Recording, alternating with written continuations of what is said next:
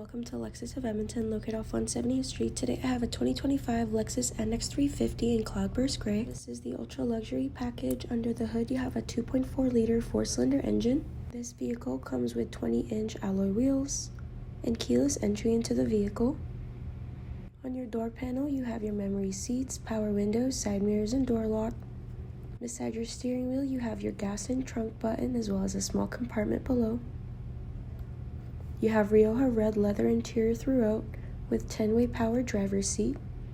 You have a leather-wrapped steering wheel with paddle shifters, your cruise controls and hands-free controls, a touchscreen multi-information display that has your radio, media, navigation, as well as Lexus interface where you can say, "Hey Lexus," and request any command.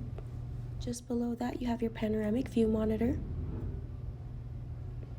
Down below you have USB-C charging ports, your mode selector, a wireless charging pad, and an extra compartment. Your gear shifter, cup holders, and above you have your sunroof controls as well as a sunglasses holder. Your center console opens from either passenger side or driver's side.